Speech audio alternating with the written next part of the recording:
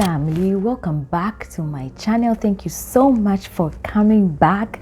Today's video is a sort of book review, or rather I think some of my takeaways from this book, A Softer Strength, 6 Characteristics of a Powerful Woman of God by Dondi Scumaci or Scumaci. Honestly, I'm not sure how that's pronounced and I should have researched.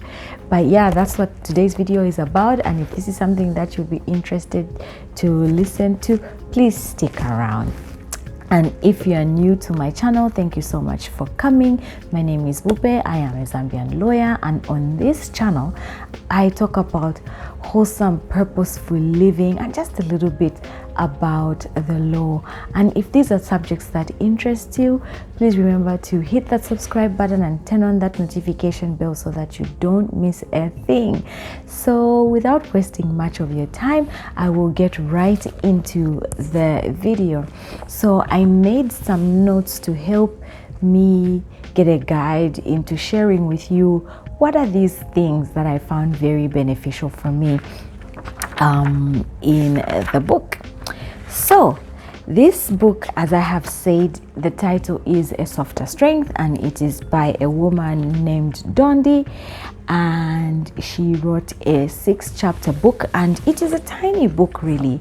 It's a quick read. As you can see, the volume of the book is not big, and even just the font, you see, it's really a quick read. I mean, it only took me forever because, as you know, yeah, lots of stuff to do. But yeah, it's a quick read and it's a very beneficial read, and I would recommend it. It starts with the introduction, right? And it begins with it talking about how each one of us is uniquely made.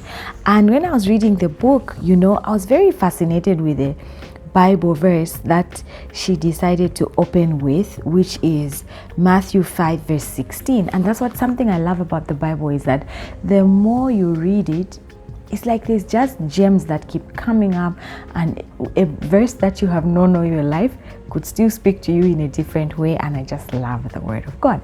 The introduction is what glass ceiling, and it's just talking about breaking glass ceilings, right? But the Bible verse reads, "Let your light so shine before men that they may see your good works and glorify your Father in heaven." Now, what stood out for me is that this Bible verse speaks to each person. Like, each person has their own light, and God, it's like God in that moment is saying to me, Wupe, let your light shine. And at the time I was picking up this book to read it, I was honestly a bit low on my confidence.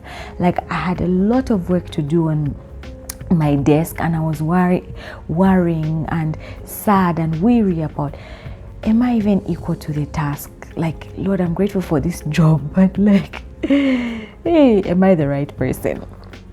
But when I picked up this book, it was in that season, and it said, let your light shine. It's not a message to the church. It's not a message to like a congregation, right? But it's a very personal message about letting your own light shine, and that, you know, you are uniquely made with different gifts.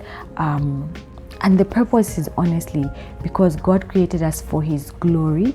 It's to let our light shine for His glory, and He has equipped us for each season and for the path He has put us on in life. And I really appreciated that. And the author went on to use the example of Queen Esther, right, whose life took a different turn than she could have imagined, but Esther still stepped out of her traditional role. Honestly, she was just a young girl doing her life, and then she is called to be one of the king's, you know, wives, or at least to compete to be one of the king's wives. And she stepped out of her traditional role as just an ordinary girl and went and made a difference to the point where she became queen of the land, right? So she stepped out of her traditional role. She was strategic in how she did that. When an opportunity presented itself, she made herself available for the role. right? And even if it was a very difficult role, she positioned herself in a way that she could achieve what she set out to do. But also remember that Esther had strong beliefs, and she had a strong network of people who could support that. So even when she was about to undertake a very difficult task, like go before the king, who was not a worshiper of her own God, she prayed and fasted. She took months of preparation, right? And then executed strategically what she set out to do. And there are a lot of times that, we've been told that, you're a gifted person, but we want those gifts to do things for us. We don't want to prepare. We don't want to surround ourselves by people who can help us. We don't want to do the big work, like actually praying and fasting and preparing and setting out a strategy to shine this light that God has set on the inside of us. And Queen Esther shows us how she positioned herself. She knew that she was in a place of authority, and she took heed of advice from her elders or people of influence in her life. So it's one thing to have this light, but there are other things that we need to set in place to become a light on a hill and illumine the world and bring glory to God.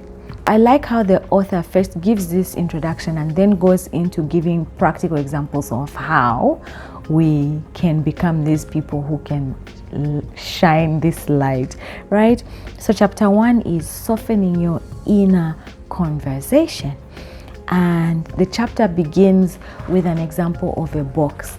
And it's specific to women, yeah? So it's like imagine yourself as a box, right? And when you're born, it's empty.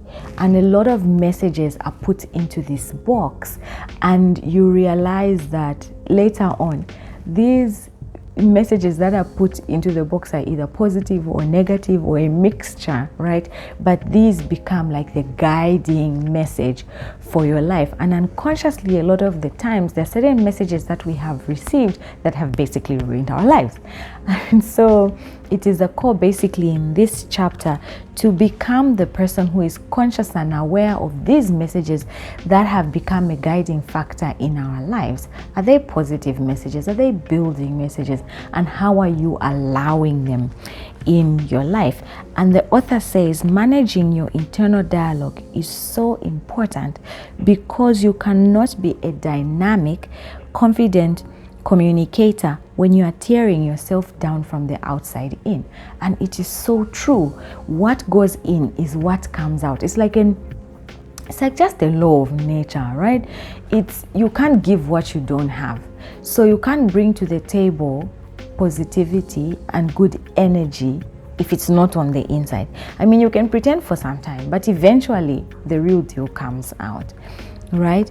So this chapter also talks a lot about communication, communicating right and communicating effectively.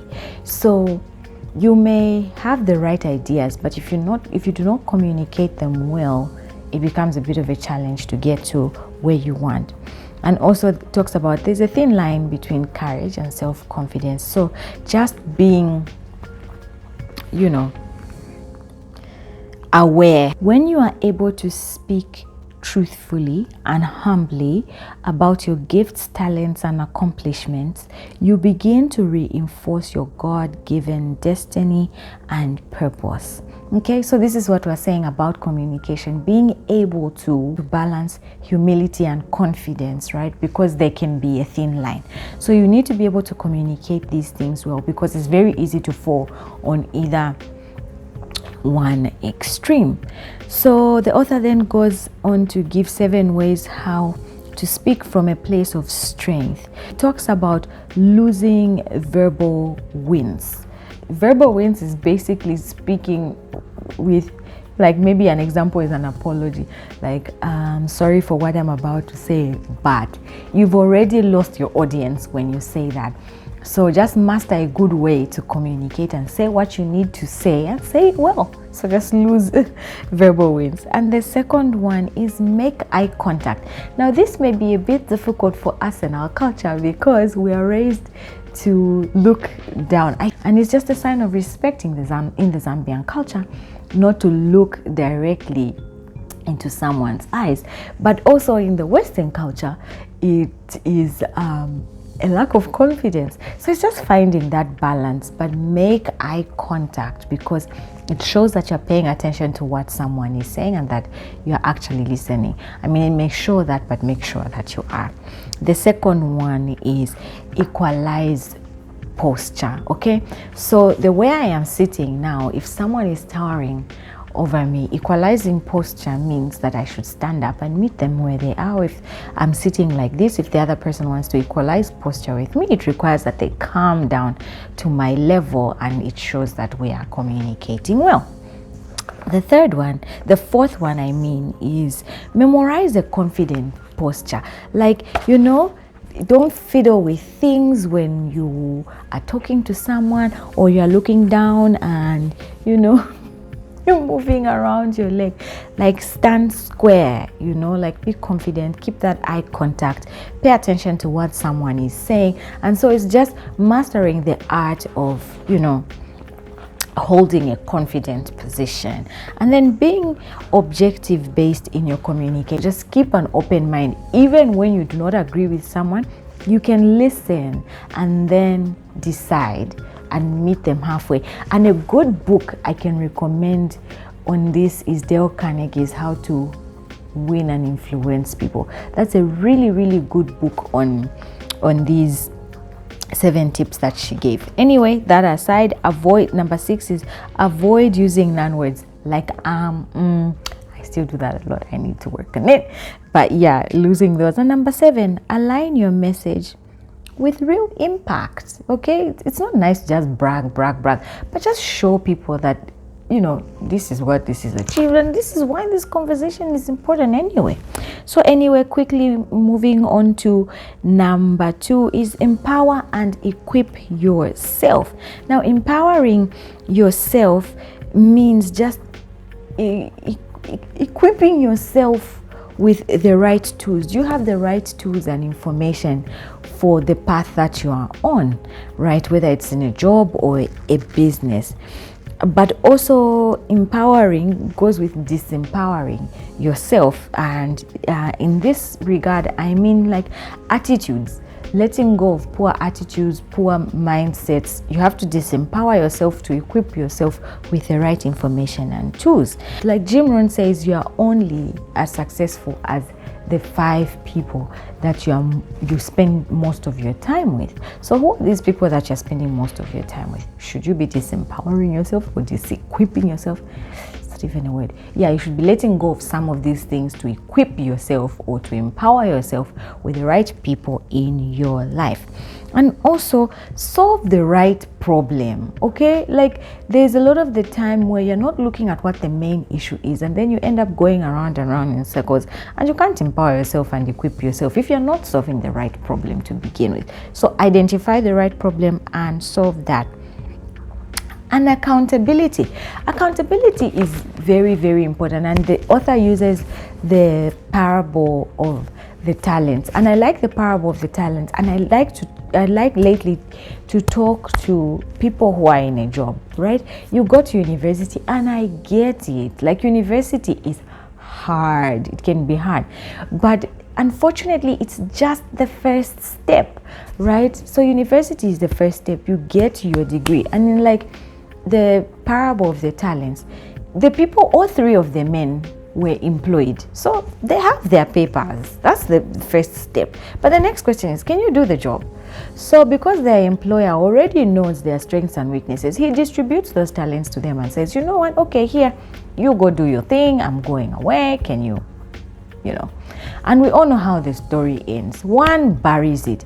And number 1, that person who buried the 1 talent speaks to the person who has the qualification, right? You went to UNZA, you went to UNILAS, you went to whatever, Cavendish or whatever, and you got your degree, but you go on the job and you can't perform. And it's not that you cannot perform. Sometimes it's you just won't perform. You choose, because you have been trained, you have the technical knowledge, but you choose not to think. There are a lot of people who are just like, you know what, I already have the paper, so I am entitled to a salary. No, you're not entitled to a salary. You have to put in the work, okay?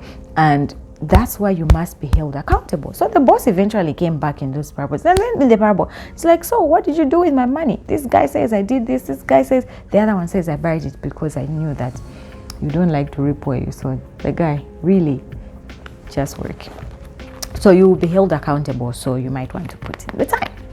That's what I like about this book. It's not like here to sugarcoat and tell you that an empowered woman dresses and wears what. No, she's just like, girl, you have to go out there and do the work.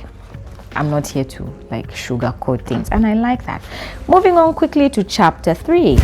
Grow your emotional intelligence. Again, riding on the last point, it's one thing to have the technical knowledge, but it's quite another to perform on the job. And it's not just about the theory that you know. Are you able to adapt to new environments? And especially if you're in the development world, it's moving in the direction of role-based working. It's not just about what you know, but can you adapt yourself to the role that you have been given? Can you adjust to the culture, like I said? Can you adjust to different temperaments of people? How do you manage conflict? Some things you're not going to be taught in class, but things like emotional intelligence really help if you develop them on your own. So the author basically defines emotional intelligence as a set of intuitive skills. You just can't go there being pompous and just because you are the expert in this, therefore you can insult people. No, don't work like that. So this begins with self-awareness by asking for constructive feedback. And I think this is one of my favorite things where you find like practical aspects of things that she said. And I'm just going to quickly read page 59. There's that she says you shouldn't be doing. Yeah, and it's like you should be willing to take criticism, right? Or if you ask for feedback, receive it honestly. So she asks you can go to your superior and ask the following questions, or to like your colleagues, because your mind should be growth oriented. And she suggests this. Question 1, what do you see as my greatest strengths? 2, where would you like to see greater effort? 3, what do I need to do to be more effective? 4, where do you wish I could spend more time or less time? Next, how can I have a more positive impact here? Next, how can I become more valuable to you? And when you ask these questions, receive the feedback. It's not just a nice thing to make people feel like, oh, look, she's concerned about, oh, he's concerned about growing. It's receive this feedback. Don't argue when they tell you and then you want to defend yourself. You're like, but no, I did. That's how they perceive the situation. But the question is, what are you going to do with the information you have been given? And if you receive it honestly and objectively, it's an opportunity for growth. So I really liked that. Chapter 4. If it was up to me, I would have titled this chapter Negotiation, because she teaches so much. And I was so surprised about what I learned about negotiation from this book from the perspective of women.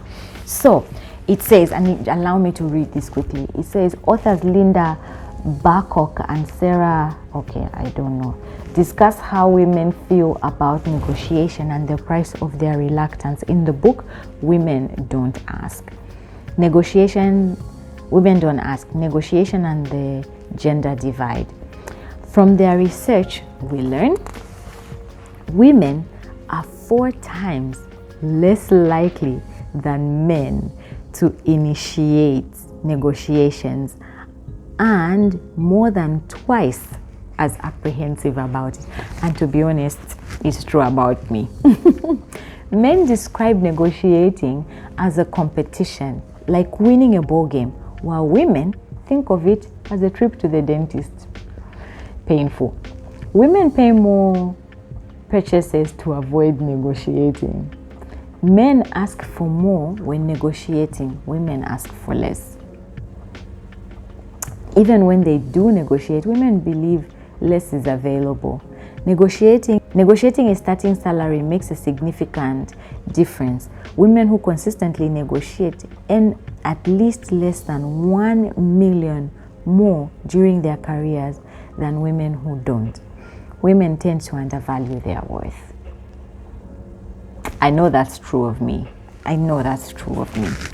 So this is why we do this, because we want to grow. So just seeing this information just gave me like a light bulb moment, and it makes me want to be better. So there's like so many great tips. And it was just when she said, understand that negotiation is about exchange of value. When you come out at the end of a negotiating session, it's not about winning or losing. It's about everyone involved winning. But if everyone wins, it's not an entitlement thing that just because you're a woman, therefore you should have this. That's not what it's about. It's about what value are you bringing to the table. That's what I like about this book. It's not one of those self-help books that are just hyping you up. It's just like, dude, bring value. Can you find value? Bring it and then negotiate. And I like that. So also, because we're emotional beings, generally women, it talks about finding the balance between emotion and logic when we negotiate. I tell you, it's a little book, but it's packed. And then chapter 5, which was my least favorite for some reason, because it was like taking project management to use it practically. And it was like, it's my least favorite, but it was one of like the deepest chapters, because it takes project management and aligns it to basic small tasks in our everyday lives, how we can learn from project managers and what they do. So it was just like, oh no, look, I've left work. I work in projects. I don't want to be reminded what a project manager does. But yeah, it's a really good chapter, and I like that. And it just talks about, in the heart of it is, be clear in your mind what you want to do. When it's clear in your mind, then it will be clear indeed. So be clear in your mind and be clear indeed. That's all I'm going to say about that, but read it for yourself, because she actually helps. But I work in projects, so I was just like, no thanks, no. And then I like chapter 6 because it says, let love reignite your world, right? So sometimes when you've been in a job a long time and you've found some frustrations and you don't have the tools that the writer has to manage your daily work, sometimes it can be frustrating. So she says, go back to the day when you got the job and you were like, they picked me. You were excited, but do you still have that excitement? Or when, you have a difficult teenager, you remember back on the day that your baby girl or your baby boy was born and you're like, oh, it's so good to be a mom. Or when you found out that you were expecting, that's just the wonderful feeling that you have,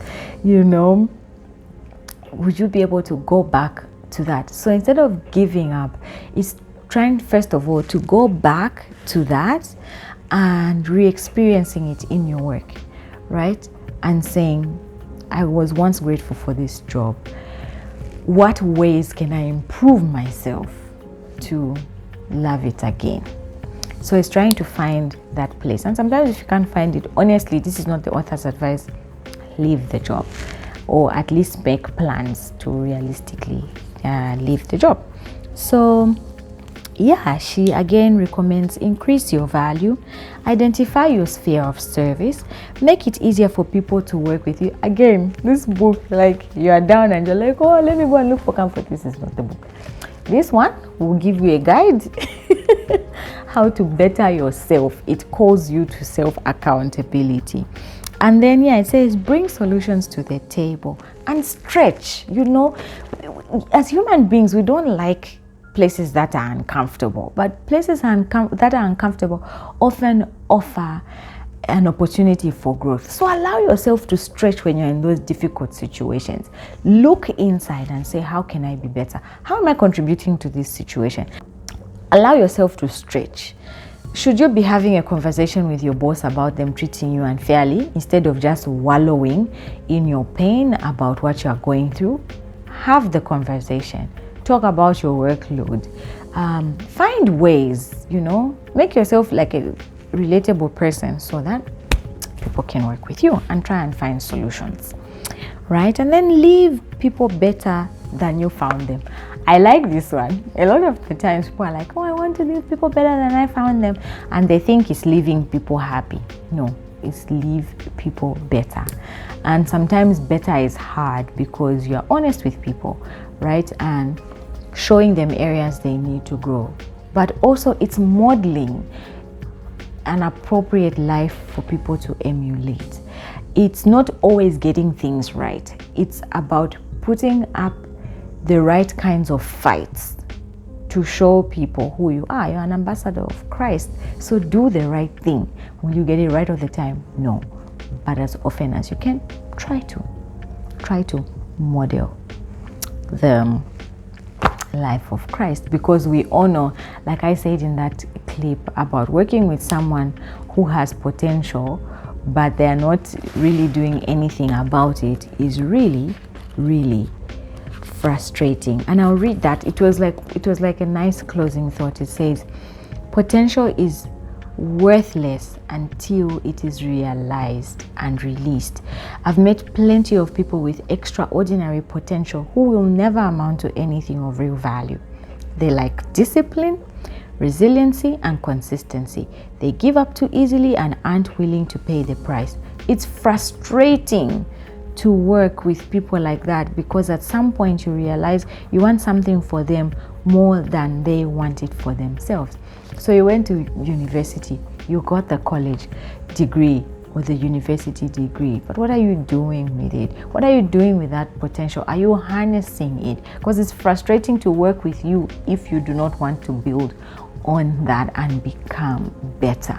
And we all have such great potential. And like I had begun in the beginning, we are all called to shine the light of Christ, because it's not about us, it's to the glory of God. It's not about you, it's about the glory of God. So that's what I learned from this book. Thank you for joining me. This has been Wupe, and if you're new, like I said, please hit that subscribe button and let me know what you're reading and what you are learning. So until the next time, I have to love and leave you. This has been Wupe. Bye.